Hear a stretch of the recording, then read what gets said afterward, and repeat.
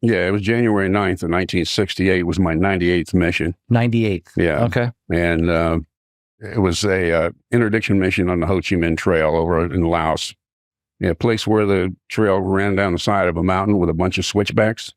So that what we were trying to do was to cave the side of the mountain in on the road to block the road.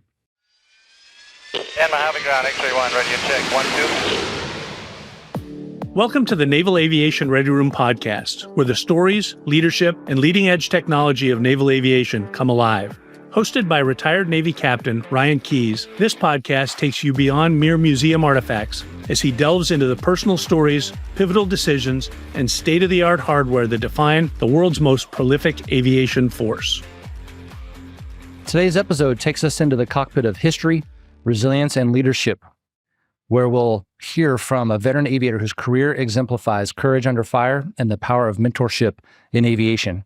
Joining us in the Ready Room is Mr. David Lorenzo, former U.S. Marine Corps fighter pilot who served in the Vietnam War with a unique aviation experience in his time in the Marine Corps.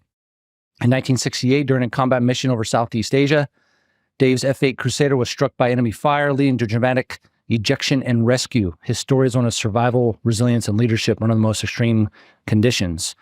Today, he continues to inspire future generations as a volunteer at the National Naval Aviation Museum, where his insights and experiences help guide the museum's mission of education and historical preservation. Dave, welcome to the Ready Room. Well, thank you very much for the opportunity to be here. I appreciate it, Ryan. Yes, sir. So Dave and I met actually back in November of last year, 2024, where I had the opportunity to have lunch with you and Mr. Charlie Plum, Captain retired from the Navy, which was a great opportunity to be with actually two Vietnam era pilots that survived two things. One, a POW, one, a shoot down, was not a POW. That to me, I never would have met anyone like that in my life before if I wasn't here and had the opportunity to be here. So thanks for having lunch with me that day. Absolutely. Charlie Plum's an amazing man. I often wonder if I'd been put in the same place he was, if I would have had the courage and the fortitude to be able to get through it as well as he did and as gracefully as he did. Yeah, no kidding. But an amazing fellow. He is. He does. Presentations are very, very good as he brings his experiences in prison to today's actual life and liberty and what goes on in your life today. Yeah. I got to actually see him when I was a midshipman. Yeah. He came to the academy, did the painted box, right, with dark, black everywhere, no lights other than the spotlight on him. Right. That was so moving. Yeah, it was incredible. But maybe one day I'll get Charlie here on the I hope room. He can. Unfortunately, he couldn't make our POW opening because they had another gig set up for that particular time. Yeah. Right. Yeah, which is going to be an incredible exhibit. I'm sure it will be opening. But first, let's kind of go back in time here a little bit. Just tell me a little bit about, like I said, kind of where you grew up, what drew you to the Naval Academy, why you ended up going Marine Corps Aviation, and then we'll kind of talk about maybe the F-8 Crusader. I'm really interested to know why it has, the F-8's the one with the wing that pops up on it, sure right? Does, yeah. So you can tell, variable incidence wing, that's right. Yeah, you have to explain that to me, especially as a helicopter guy. I'm like, whatever. And then from there, we'll talk about the specific mission that occurred that day when you got shot down. Sure. So, well, growing up, like I mentioned to you a little earlier, Dad was a store manager for Montgomery Ward, so we moved around almost as much as you would as a military family when I was early. I forget how many grade schools I was in, but finally finished high school in Uniontown, Pennsylvania, just south of Pittsburgh. And what got me interested in the Naval Academy, I was just enamored with the sailors back in the days of sail. Hornblower and Nelson and all the rest of them. Oh, yeah, that's the one. And that really brought me to the Academy. And luckily enough, I was able to get high enough on a civil service exam that the representative that was in my district at the time had two appointments. One was his primary, and he had another DOR or dropped out in request. So he had an extra slot. So I was able to scooch in as number two. The number one guy was pretty sharp and got very high in his class and all. But at any rate, it worked out pretty well. So I ended up in the Naval Academy. The last 2 years I was there, we had a Marine Corps major, Major Reed, who was an infantry officer. He was not an aviator, who was my class, what you would call it, the class squadron officer, if you would, or commanding officer of the squadron. And so what we ended up doing was listening to him for a couple of years, watching him his demeanor, the way he interacted with the other midshipmen, with the other officers, the uniforms that he wore, everything that was just amazingly, it really got my attention. And his demeanor and everything else was really what brought me into the Corps rather than into the Navy. Okay. Aviation was kind of funny. At the Naval Academy, I never did pass the flight test. I had No kidding. Nope. I had a half a diopter of astigmatism in one eye with a maximum allowable of 1/4. So they said no. And you still remember that? I remember that well. And so I headed to basic school in Quantico. Without an air contract? Yep. We had slots back then. We didn't call them contracts. They were just slots. Yeah. So I was planning on becoming an artillery officer in the Marine Corps. And so I check into the basic school, the 6-month school, where you learn to become an infantry officer. All Marine Corps officers are infantry officers first, and then whatever your military occupational specialty is after that, that's secondary. That's right. And so about halfway through basic school, they put out a call for aviators. They were really hurting for Marine Corps aviators at the time. So I went over to Bethesda Naval Hospital, and they put me in what they called a special myoptic study group. They said, you are so close that we're going to let you get a shot at getting your wings, and we will just keep an eye on you for the next few years and see if you maintain your 20/20 vision. No LASIK surgery back then, of course, nothing like that. If you didn't make it through 20/20, you just didn't make it. No. So they did, and I managed to actually stay 20/20 in both eyes until I was 32 years old. Wow! And now the eye that was giving me trouble back then is my dominant eye now at 82. So go figure. But that works out. Yeah. At any rate, well, it worked out really well. So I eventually went and got into the flight training program, and I got my wings after about 20 months of training. Okay, that's pretty good. I mean, it was 1964 in flight school, 1965. So this is kind of the ramp up of Vietnam. It was at this time. So they're wanting to need more pilots. Absolutely, they sure were.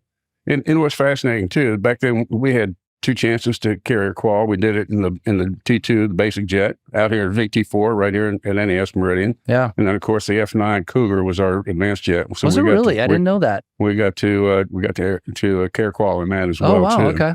VT4 was a fun squadron. They actually hung guns on the wings of the T2, and we did air-to-air gun rig with the T2 back in the day. Wow, okay. This was back when guns, of course, were pretty important stuff. True. In fighter planes, but not so much now. But at any rate, it was really interesting going through flight training back then. It was, it was very thorough. You came out of there pretty well trained and all too. And then got through all that.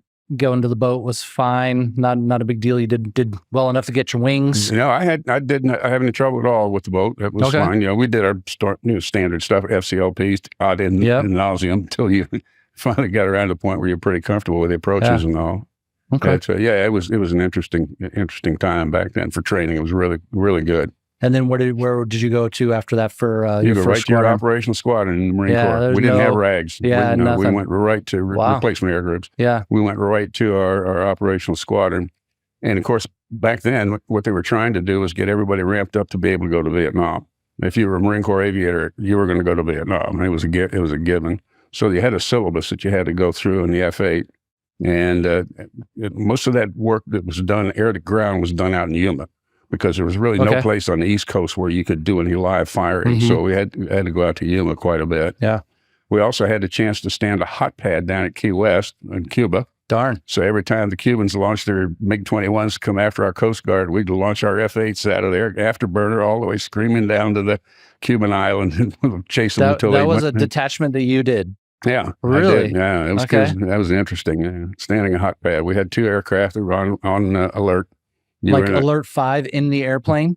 No, we weren't in the airplane. We were in a trailer right next to the air-conditioned trailer right next door. And then as soon as you got the word, jump in and take off. Plane captain would already have the engine started for you, and you just closed the canopy and off you went. I never knew we did that because of Cuba. Yeah. Okay. Right at NAS Key West, Boca Chica. Yeah, not a bad place. Yeah. Pretty cool. Well, unless maybe it's in August. I never did get to shoot at one, though. No? Unfortunately. But we every time they saw us coming, they ran back to their base. I believe that. Because they were out there primarily harassing Coast Guard ships that were out there picking up all the people that were leaving the island of Cuba for asylum here in the United States. And what they were coming flying? out by the ton. The Coast Guard boats. No, what were the Cubans flying? The MiG-21s. Were they really? They had 21s back Okay, then. I was assuming maybe it was MiGs, but I thought maybe it'd be 15s. But no, they had 21s. Wow. Okay, sure did. So fast, high altitude interceptor type aircraft. Yep, right. It was was. Wow. Okay. Fascinating times back then. Yeah, too. no kidding. Okay. But anyway, I'll never forget my first flight on an F-8. Of course, I never did get into the F-11. The F-11 Tiger was the only training aircraft that had a afterburner. And by the time I got out to Texas, there was only one squadron up in Beeville that was still flying the F-11. So I ended up going right from the F-9 to the F-8. And I'll never forget my first flight on that airplane. You're so worried about getting the wing down and locked by 220 knots and all that you just definitely got. So here I am. I got the wing down and locked, and here I'm going through 20,000 feet. And the guys, my chase pilot's hollering, "Come out of afterburner! I can't catch you." So it was. It was a crazy ride that first couple of times in that airplane. But magnificent aircraft. So talk to me about the wing then. So just increase the angle of attack. It's low speeds. Well, takeoff and landing. Yeah, raise the wing, or in most cases, we prefer to say we lowered the fuselage to give us a more usable angle of attack as far as the fuselage goes. It's about a 7.5 degree increase. And when you raise the wing, the leading edge droops, the front edge slats really. Yeah, and the flaperons and all would deploy as well too. So you put a lot of drag out there. Yeah, and you had to be really careful when you got in that dirty configuration, because it was pretty easy to get too slow and it would be hard to recover, even though you really had a pretty powerful engine. And a single engine too. Single engine, single pilot, great aircraft though. Last of the gunfighters, they called it. 2 20 millimeter cannons on either side, total of 4 20 millimeter cannons, each with about 450 rounds. No kidding. Yeah. Okay. We have one sitting out right here in between the two buildings. At the museum, right? That's the RF-8. Oh, that's the photo version. Yeah, that's right. That's the one that John Glenn set the coast-to-coast speed record with in 1957. I think it was 3 hours and 23 minutes. That actual plane? Not that actual aircraft, but that type of aircraft. Like that. Okay. Yeah, I remember. John Glenn was, I think it was a Major John Glenn at the time. Yeah. 3 hours, 23 minutes and a few seconds, and it stayed for a long, long time. Air-to-air refueled, and he was an afterburner the rest of the time when he wouldn't refuel him. So, no kidding. Yeah. Making a lot of noise across the northern tier of the States. I bet he was. Yeah. Wow. That's good stuff. That's great. So then, get to your first squadron, and that's in Beaufort. I was in Beaufort. Yeah. Okay. Yeah. Beaufort, still around today, of course. Yeah. I was lucky enough that they actually said when I first got there, we could put you right in an F4 squadron that's here, or we have an F8 squadron that's coming back from a med cruise in about a week. Okay. And I told him, I'll wait. Thank you. Given the choice. You got a choice? Yeah, I had a choice. Yeah. Wow. Not always the Marine Corps or the Navy's way of doing things. No, Here, you get a choice. Yeah. Okay. Yeah, it was a wonderful aircraft to fly. Really exciting airplane. I really enjoyed it. And then when did you then deploy to Vietnam? The whole squadron came back from the med, hung out for a little bit, and then went after that? At that particular time frame, what the Marine Corps had decided to do was to take the squadrons and leave them in place. They took them all off of the boats. 451, VMF AW 451 was the last Marine squadron to deploy on a boat until the end of the Vietnam War. Okay. And so they put the squadrons in place, either in Da Nang or in Chu Lai, and rotated pilots.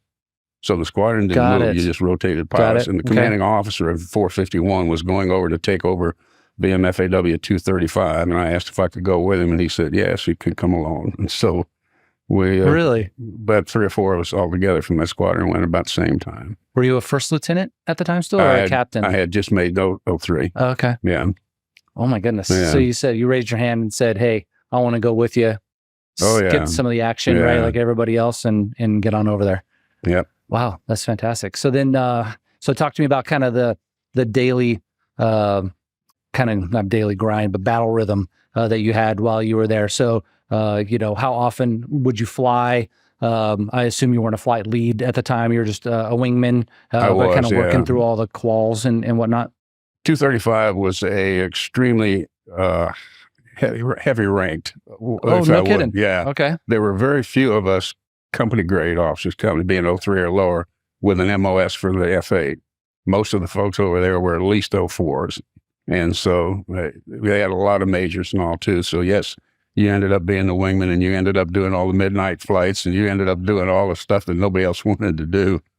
But that's okay. It was still on the F-8, and it was still combat, so it was pretty good stuff. I really enjoyed that time. It was a challenge, to say the least. Yeah. So were you were land-based then during that time? All land-based. Okay. Yeah. Okay. And our MAG 11, I believe it was in Da Nang. We had half of the airfield, and the Air Force had the other half. They had the half that was closest to the water, not closest to the South China Sea. We had this inside, and it was our side of the airfield that got rocketed every night. So we had chicken wire and wood hooches we lived in. We had to put a light bulb between your sheets to keep the mildew from growing, while the Air Force guys over there had air-conditioned trailers. I was going to say, did you ever drive over to the other side of the base to see how they lived? Yeah, they finally flew us all out of their old club. They wouldn't let us back in anymore.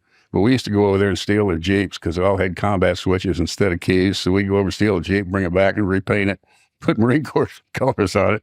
It was kind of fun back in the day. I was going to say, that's some pretty good shenanigans. Oh, there actually. Well, you had to have something to laugh about. Yeah, sure.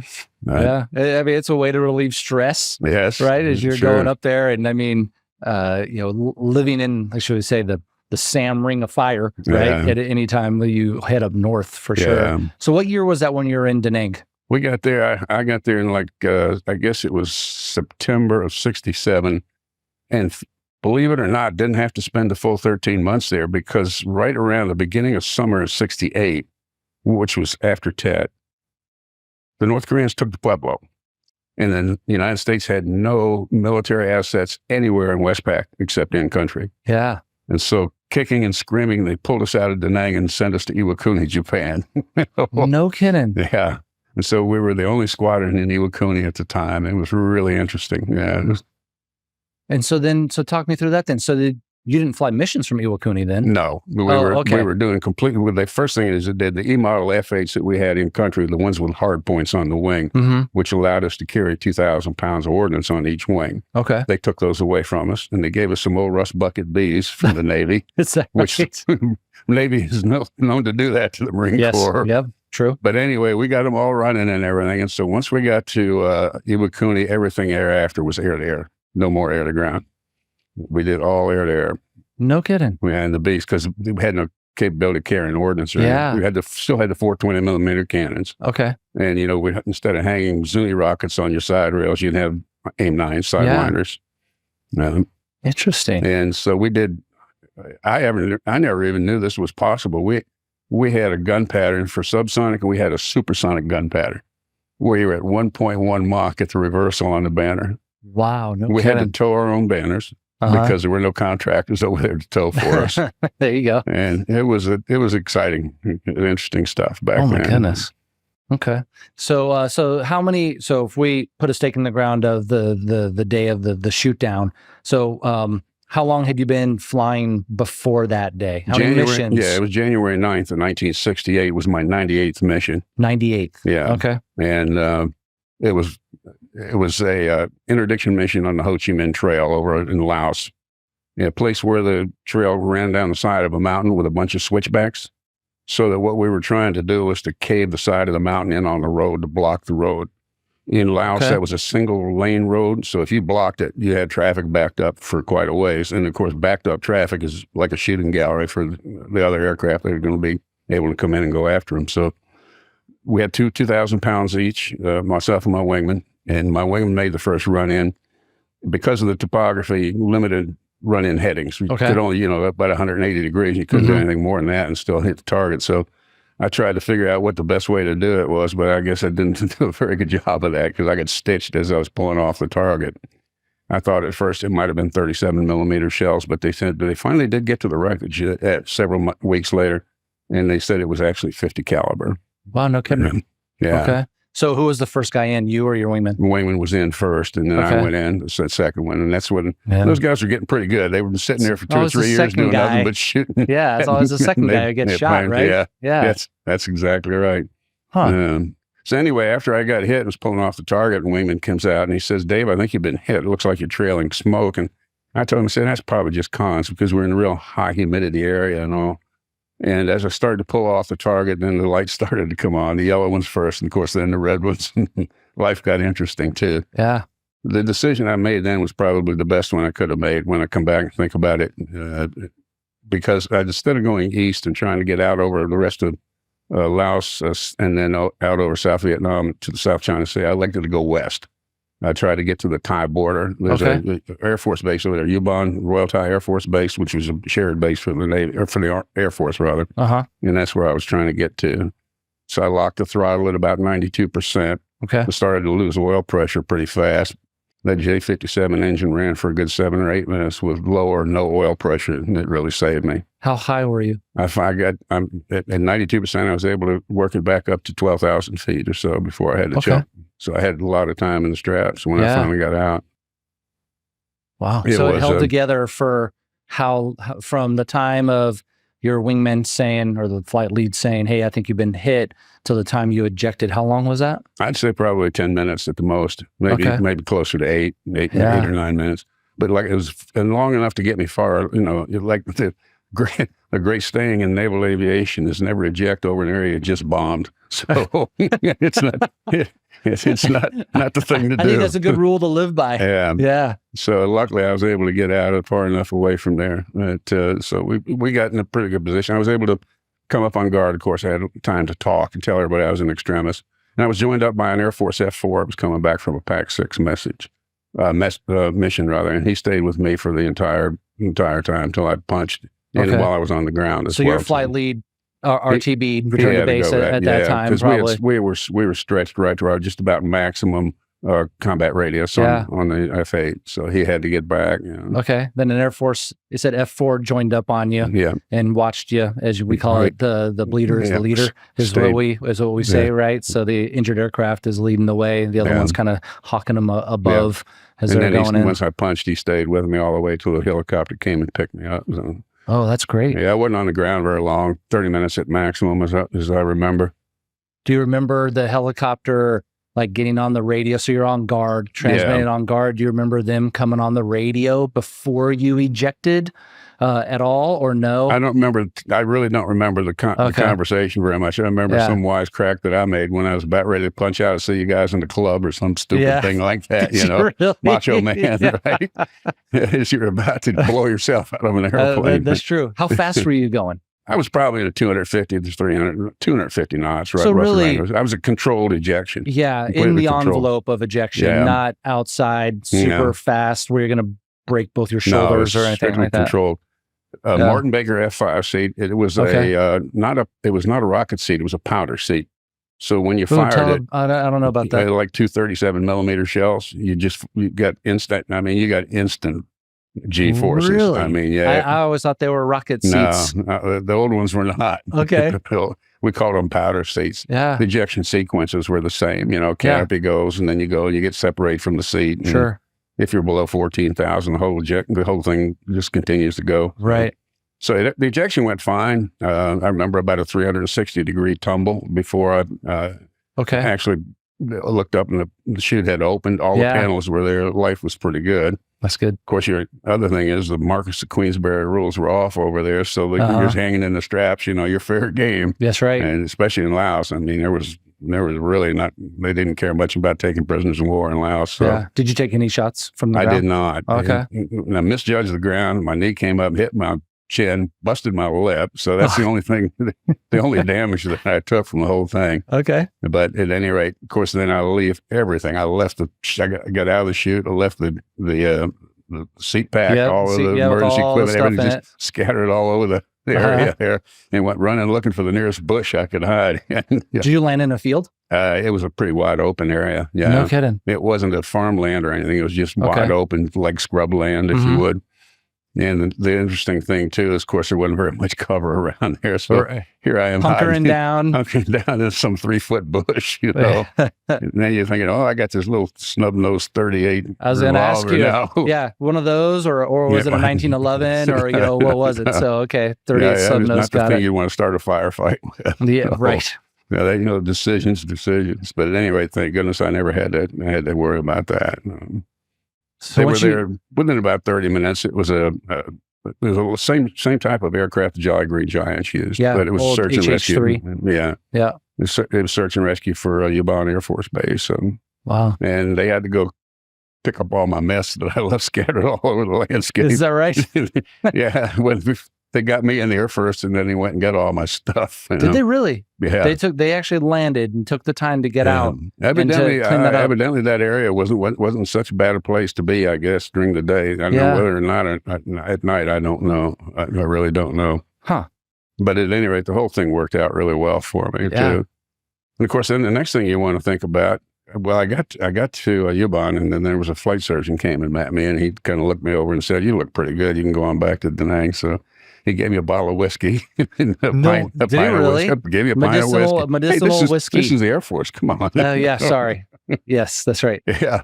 Like a full bottle of whiskey? Well, a pint. Okay. And then I sit in the back of a C-47 on my way back to Da Nang. How long after you touched the ground were you on the C-47? Not very long at all. It happened all pretty quickly because actually what happened is the squadron CO and OPSO were on their way over to my place or where I ejected from. No they had kidding. to land in Yubon, and then I guess they trucked out there or something. I don't know. But at any rate, they finally got out to I was back at the squadron, The same day. Oh, yeah. I forgot to ask you. Yeah. What time of day was that when you ejected? I got shot down around noon. So this all in the afternoon, early evening. I was back in Da Nang for happy hour. So important stuff. And of course, the next thing is you really want to get back on the flight schedule.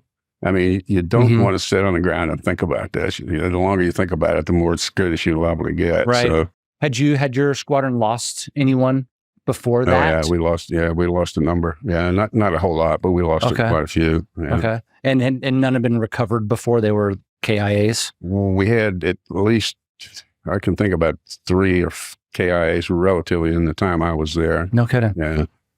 Wow. Yeah.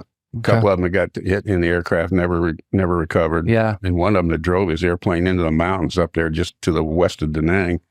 That's another long story someday. Yeah. When we have a few beers, I'll tell you about that. Well, that'll be part 2. Well, I had to end up being with the Rangers, for the Marine Corps Rangers, on a drop zone that was about 3,700 feet up. And I was the only aviator. That was exciting.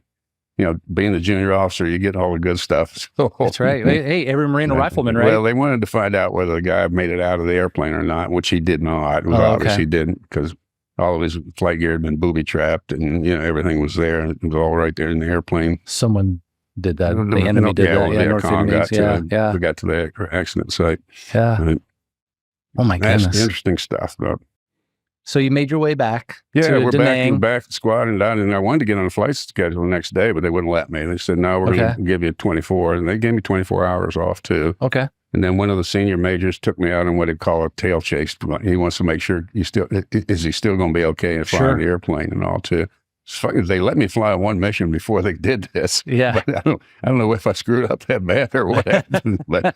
At any rate, it was one of those deals where you go out and just tail chase the guy, doing aerobatics and maneuvers and all the rest of it too. So kind of make sure your head's in the game still, right? And that not going to go off and do anything crazy. I don't know if that's standard procedure or not, but they did that with me anyway. Yeah, so in one of my when I was the CO of the FRS or the RAG, we had a class Alpha when I was a CO. No one died. We lost the helicopter though. And for that crew, we did that. Took them off the flight schedule. Yeah. And then obviously, that's not wartime, so you do what's called a FNAB, at the time, a Field Naval Aviator Evaluation Board. Right.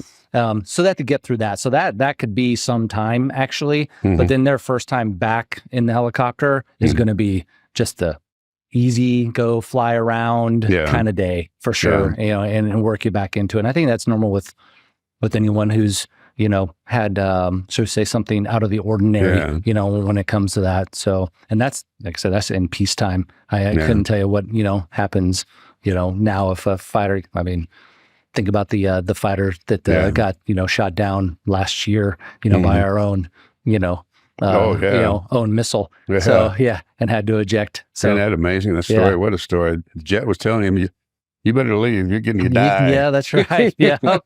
Oh, yeah. Yeah. Poof, that is wild. That's pretty amazing.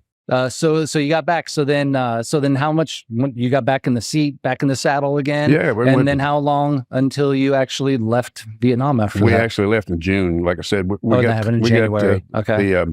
The Pueblo was taken by the North Koreans. Yep. And we had no aviation assets anywhere in Westpac back then except for in country. So they pulled us out of Vietnam, sent us up to Iwakuni. Mm-hmm. They took away our E-model air-to-ground capable F-8s and gave us air-to-air only F-8B models. And so we spent the rest of the time up there in our 13-month tour just basically doing air-to-air stuff, air-to-air gunnery and, dogfights. Yeah, right. Yeah. All the combat air patrol, right? All the really cool stuff. Yeah. Right. Wow. Okay. So then at that point, they brought you back home, or you left the squadron, or was it a 6-year commitment for wings at that point? No, it wasn't. It was 4 years after completion of your 4 years. training. So I had a 20-month training window. Okay. And then so 4 years on top of that. Plus I got extended a couple of months. So I was very close to 6 years, not quite 6 after graduation. And then came back to Beaufort? No, my next job was as a flight instructor in VT-7 in Meridian, Mississippi. Oh, okay. And so I went back there, and where they decided to make me the schedules officer. Sweet. With the big board with the grease pencils and the names and all that stuff. Of course, that was also the year in 1969 that Hurricane Camille came through the Gulf Coast at about 200-mile-an-hour winds. There's still 100-mile-an-hour winds by the time it got to Meridian. Wow. So they had to evacuate the whole squadron. I mean, all the airplanes left. Everybody left. Next thing I know, I'm not leaving. Somebody got to put this whole thing back together again when everybody comes back. So I sat there and wrote it out and put schedules together when we all got back together again. So anyway, finished that, and they were. I hate to say this to you. Their next option was, okay, we're going to cross-train you into helicopters.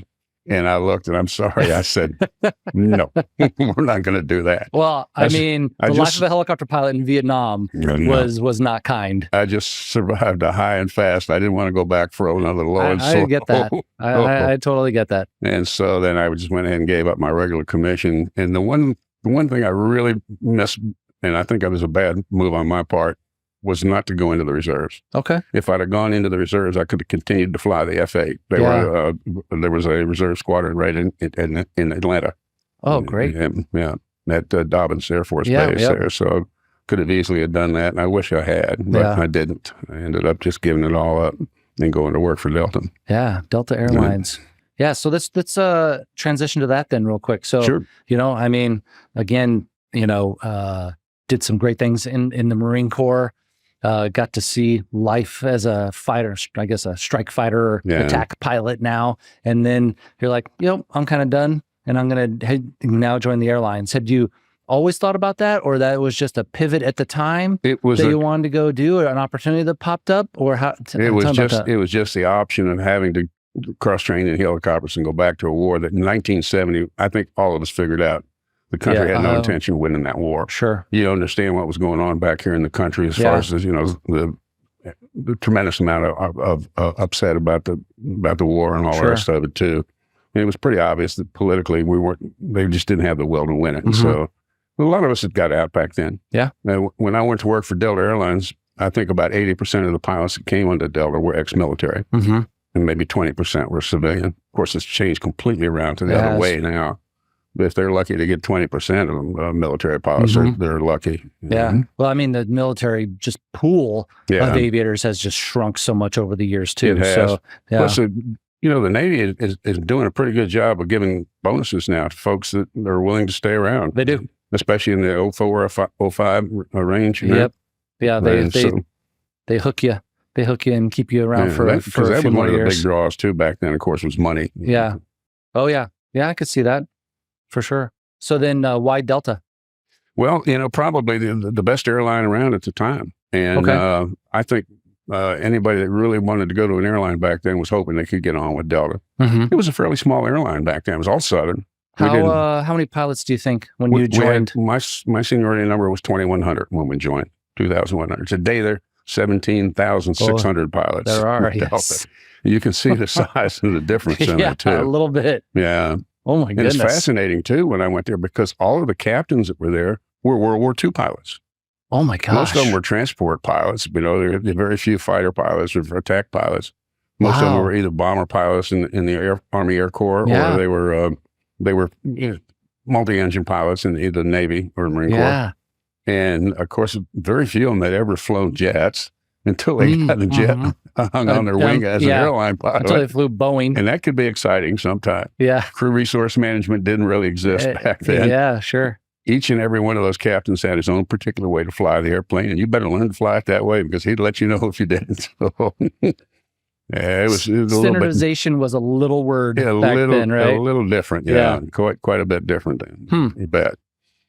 But interesting, it was basically the golden age of aviation. Back then, an airline like Delta could have made money with about a 35% load factor. Today, they need to be well into the 90s to break even. Yeah. And I mean, it's just they've changed so much. This was, of course, before deregulation. That was under President Carter that all happened. And so, the airlines were pretty much setting their own fares. People would get on the airplane dressed to the nines, coats, ties. We were actually just talking about that in my family, my wife and I, probably a few weeks ago. Yeah. How that, when we recently flew, how that has definitely changed. It really has. Yes. Transportation of the masses now, basically. It is. Yeah. And there were never any problems on the airplanes like you come across today. Yeah. Oh my goodness. It was an adventure for a small percentage of the people, really, because it was expensive at the time. That's right. What did you start off in? What platform? I was hired, back then you were hired as flight engineer. Oh, okay. You were not hired as a pilot, you were hired as a flight engineer. That was an entry-level job. Wow. And I was a flight engineer on a Convair 880.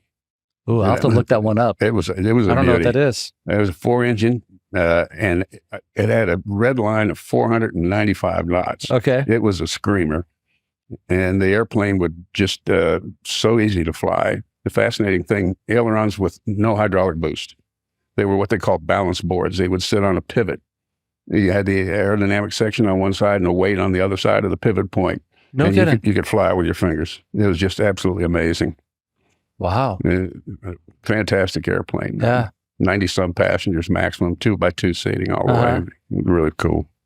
So start out as a flight engineer, then how long does it take to get to the left seat? Well, I did pretty good. It took me about 4 or 5 years. The Convair 880s went away, so I had to retrain as a DC-8 flight engineer. Okay. And from there, moved from Houston to Miami.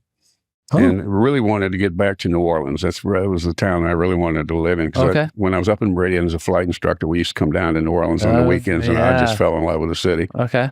So eventually I got a cockpit job as a co-pilot on DC-9 in New Orleans. But about that same time, we had this humongous gas thing, fuel thing that went on. They, for some reason or another, cut way back on, OPEC did cut way back on the supplies of oil and everything. Gas shortage, right? Waiting in lines for gas. Lined up to get the gas station. Yeah. The airlines had to cut back because couldn't get the fuel for the flights and all too. So I was able to avoid getting furloughed, but, I had to go back to the engineer seat again. No kidding. Yeah.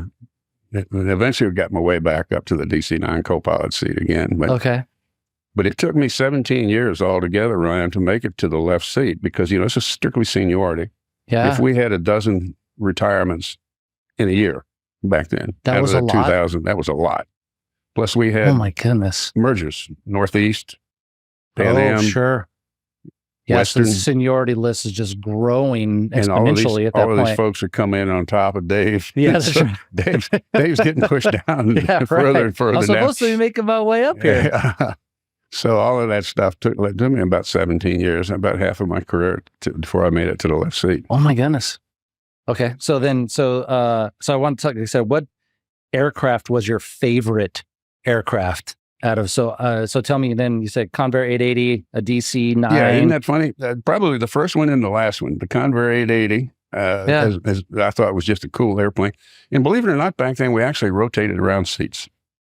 Oh, no kidding. Captain would move back to engineer seat, co-pilot the captain seat, and I'd move up to the co-pilot seat. Yeah, we rotated around. The FAA wasn't looking at us very close back then, so we kind of got away with that stuff back in the day. Well, that's very kind of the captain, though. It was very kind to say, hey, how about you get some stick time? Rather than just sitting back here the whole time monitoring the instruments. Yeah, it's right? It really did help us a lot for those of us that were stuck on the engineer seat for any length of time to get a little stick time in. You're absolutely right. That one, and then the last one that I flew, the Boeing 777. I was captain on the Boeing 777. Those were my two favorite aircraft. Wow. First one and the last one. Okay. Why the 777? Just because of the power and the technology behind it at the time? It was a pilot friendly airplane. Oh, okay. It was just designed with pilots in mind. Mm-hmm. I never did fly Airbus airplanes. The Airbus thing, they always seem to have the idea that the engineer is a lot smarter than the pilot. Obviously I'm not an airline pilot, but I have lots of friends who are in the airlines, and everyone does talk about the 737, versus like the A320, which is the general comparison between the two. And, they talk about it was just a corporate philosophy for Airbus. The smartest people in the room are the engineers. Yeah. I mean, and they have side sticks. You guys are just along. Yeah. They don't have there's no yoke, in it, whereas Boeing still has a history, that goes along through the manufacturing for the design for them. Yeah, the 777 was really, it was very, very user-friendly for the pilots. It really was. It was a beautiful airplane to fly. Okay. It was also Boeing's very first fly-by-wire airplane. Yeah, that's right. That's right. Their very first, commercial. Yeah. Not but for commercial aviation. It was really a great platform. Yeah. Really enjoyed it. Did you ever get back to New Orleans? Yeah, as a matter of fact, I did.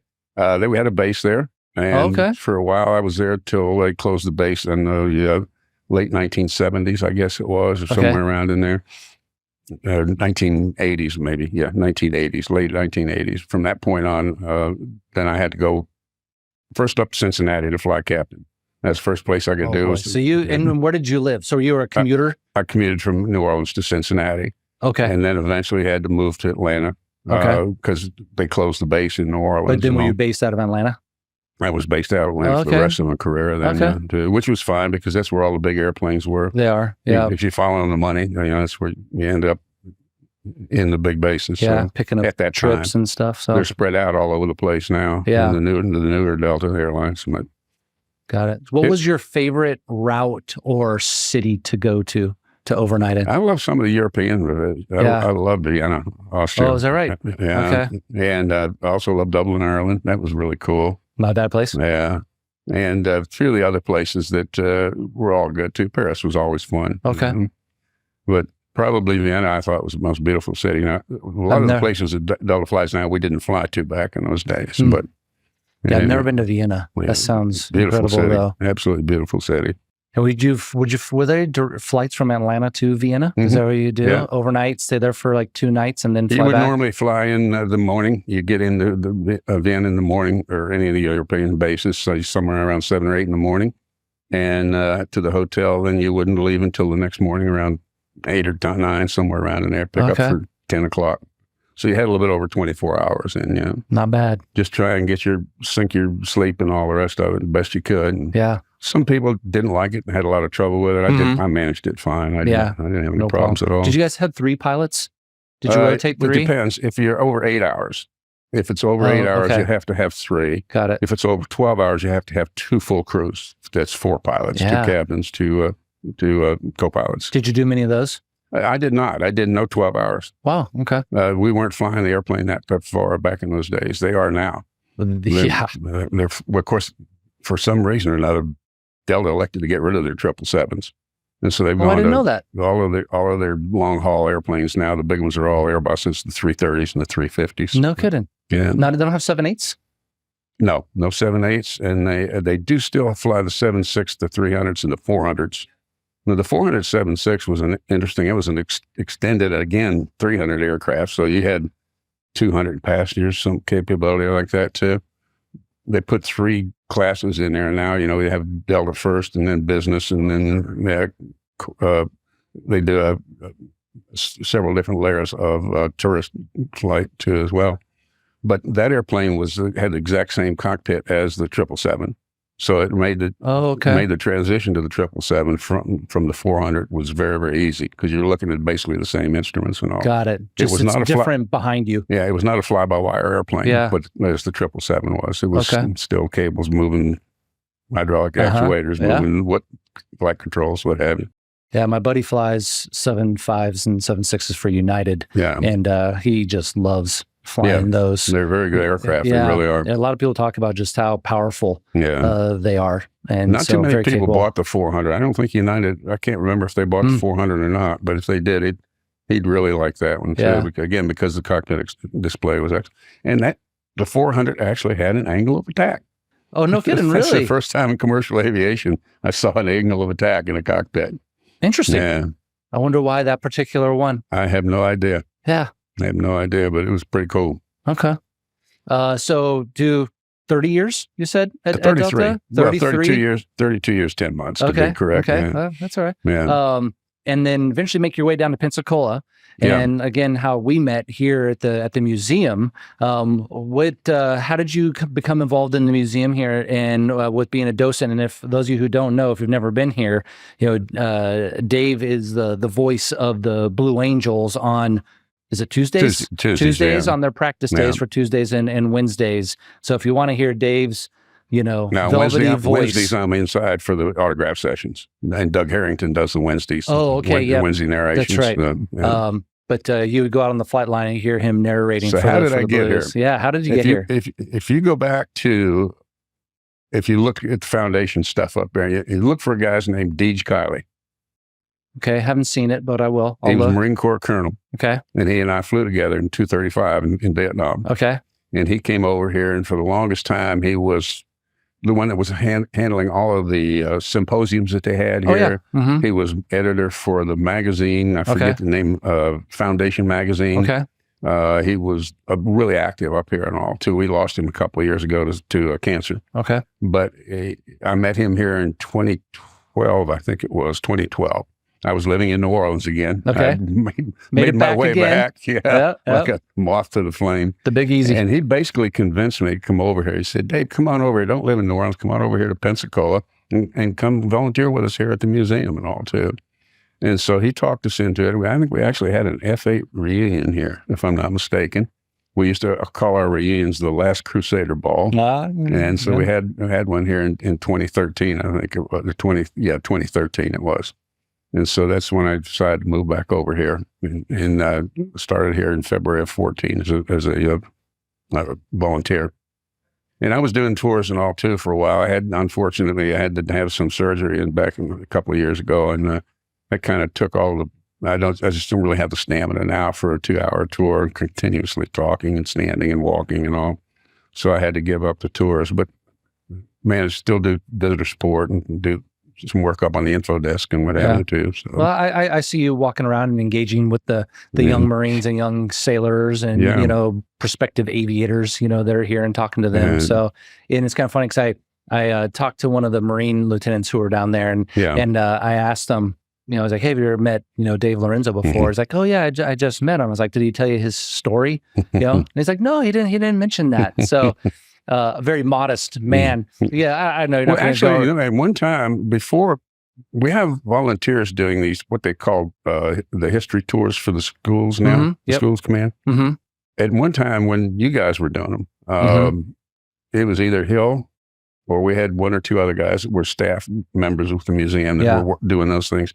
I would actually do a little presentation in front of the F-8 for fighters. And we talked a little bit about my ejection and all the rest of it, very too. Nice. Okay. So that went on for a couple of years until now they got volunteers that do the whole thing. So it wouldn't work now. But and anyway, I did have a chance to do that for a while. So that's great. It was kind of fun. Giving back a little bit. Yeah. That's good. It's great to be able to talk to those kids, especially if you watch the news at night. You come over here and you get a chance to talk to these guys. You say, there is hope. Yes. No, there 100% is. Yes, I feel the same way. I think sometimes when you get into the fleet as well, people think that, especially from the outside looking in, and go, "Oh my goodness, the people we're bringing in the military these days, I can't believe it." It's like, no, you don't understand. That is 1%, of the people who are in the military, and I mean, we are a direct reflection of society. That's where we draw our people from. So you're going to have some issues, but the majority of the time, this is the cream of the crop, right? From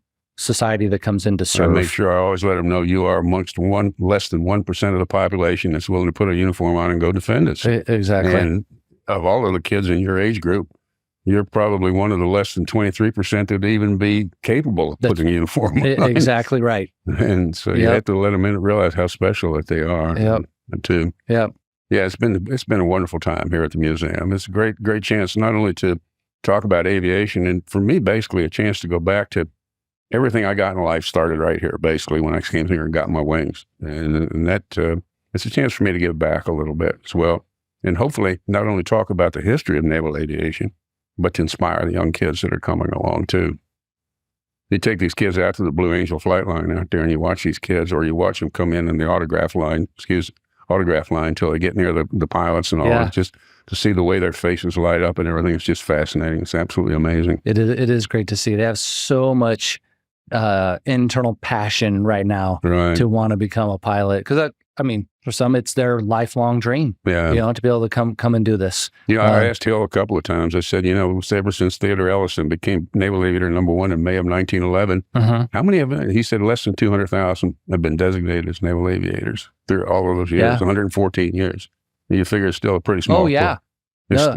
So I was fortunate enough that I got to speak at a winging up at Whiting Field for Trail Wing 5 for the helicopter squadrons that are up there.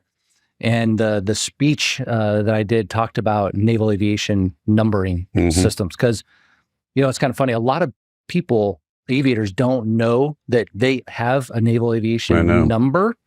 The helicopter community, though, is kind of different. When we get winged, we get a beer stein that actually has our number on it. Oh, no kidding. It does. So I'm 24417. 24,417 is my naval aviator number. And so my speech was about talking about the past. Like I said, #1, who was the first Marine aviator, the first Coast Guard aviator, what numbers they were.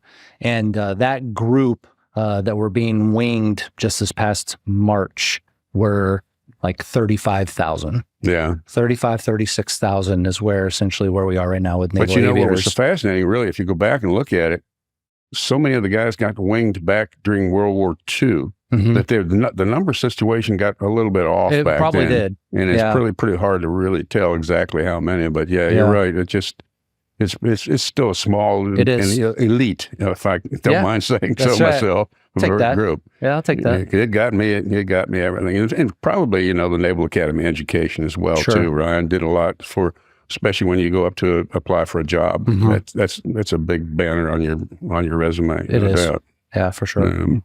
So I want to ask about one more thing before we close out here. So there's a good story out there, the ring story. So one of the things at the Naval Academy is we have a magazine called Shipmate. It comes out every month or quarter now. And then normally there's a ring story in it sometimes about someone who lost their class ring, and then it gets returned to them many years later. It may not even return to that person because it might be deceased, so it could be returned to their family. It was lost somehow, some extraordinary story though that does happen. And you have a ring story. I do, and it actually has been already put out on interviews on TV, local television when it was returned last year. Is that correct? That's correct. And so you can actually go on and search for it. But I really want to hear your story with your ring. It was well over 50 years ago. I was playing golf with my dad. 50 years. We were at the Uniontown Country Club, the town where I grew up in. And we were, like Dave was normally doing, playing golf in the rough, where it was a little bumpy. And then, so I had the ring was sitting on the shelf in the front of the golf cart. Oh, so you had taken it off while you were playing. Yeah. Got it. Okay. Yeah. And so it was sitting in the shelf there. And sometime or another, when I bounced over one of these things in the rough, it popped out. And I got back to the clubhouse and went to look for it and couldn't find it. We went back and we drove around all over the course looking for it. Never did find it. And so I just figured it was a goner. Yeah. Years later, the lady I was married to, she bought me a replacement ring for it, which I've been wearing ever since, which has been resized once, bigger. Happens. And so when the old one finally came back, this fellow that found it brought it to me. I couldn't get it past my first knuckle. Yeah. But anyway, the whole thing was that evidently he was out playing golf at Uniontown, and he looked around. He saw this shiny thing on the ground. He said, "Oh, it might be the pop top for a beer can or something." He went over to pick it up, and it was a ring. And we would think after 50 some years on a golf course, it would have been buried under 2 feet of grass cutting, you would have thought divots and all kinds of things. Yeah. But for some reason or another, it didn't. It popped up to the surface. And he had a daughter-in-law that had I don't know what you'd call it, Facebook, I guess it was a Facebook thing. Anyway, so one of the guys that was on her Facebook group was a high school teacher in Latrobe High School. Okay. And he was also the ROTC, Naval ROTC instructor. Okay. And he happened to be seeing a couple of podcasts, and I did one with an Air Force pilot a few years back, Afterburner, I think it was called.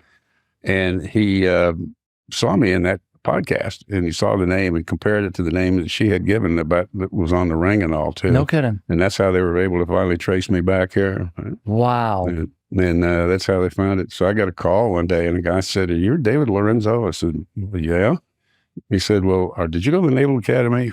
Yeah. Yeah. Were you in the class of 64? What are you looking for, buddy? Yeah. And he said, "I got your ring." I said, "You what?" I couldn't believe it. Mike Zenner, he's a character. He was really he's a good old burger. You call him Pittsburgher burger. He was just a good old burger. Gotcha. Okay. He was really a nice guy and all, too. So we finally got together. He had to come down to Florida for visiting one of his relatives. And on the way back, I said, "Yeah, let's stop by here and we'll do it." I had no idea they were going to do it, but they had everybody in the museum just about out. You didn't know that was going to happen? I had no idea. They kept it from me. I had no idea. Oh, my gosh. What a surprise. It was a total, complete surprise, yeah. I knew he was there, and I knew he was going to give me the ring, but I had no idea that, Casey and you and everybody else was over there too. TV cameras. I think Matt was even over there. Yeah. It was kind of fun, no doubt about it. But, and it's fascinating, absolutely fascinating. Because it's just beyond the pale to even think that something like that would happen. There are I say quite a few, but more than what you would think, stories of people losing rings, and then someone, like I said, just out of nowhere, taking it upon themselves to say, "Hey, this is probably special to someone. I should really get," and they go above and beyond to get it returned to people. Sure, he definitely did. Yeah. You think so many times it would just end up in a pawn shop somewhere. It easily could. Yeah. 100%. Yeah. So the question is, which ring do you wear? I'm still wearing the old one. Not the one that I lost, but the one that second one Kathy bought for me, and I resized it. It had to be resized too, as you'll notice. Yeah. I keep thinking about it. I think I was probably about 145 pounds soaking wet back then. Okay, yeah, that happens. 28-inch waist. Sure. About 10 inches ago. And is the other one, the original one, sitting there as well? Is it locked up somewhere? No, it's got a place of honor right in my apartment there where I can look at it regularly. Yeah. And it's amazing how good the condition of it is. Oh, I bet. It really is. There's a little bit of scratches on the inside of the ring. Yeah. But that's all. That's fascinating. That's great. Yeah. My father-in-law, he's a class of 66, and he has worn his ring forever to the point where on the sides are getting smooth. Yeah. Not totally smooth. You can still see the crests on the side, but it is smooth on the sides. Yeah. So, just kind of funny. I can bear me with this. I'll be good. Yeah. Well, that's great. Do you have anything else you want to add? It's been great. It's just that the museum is such a wonderful place for people to come and visit. It is. Not only to pick up the historical past, but to also think about the people that were flying the airplanes, not just the airplanes themselves, whether they were doing as test hops or whether they were doing combat or whatever. And to think a little, too, about the fact that how much we like to inspire the youngsters that you bring here. That we like to see them come. We like to see them know a little bit about naval aviation, know a little bit about science, technology, engineering, and math as it relates to naval aviation, like we do with our National Flight Academy, which we're sitting in now. And also to get a chance to watch the Blue Angels.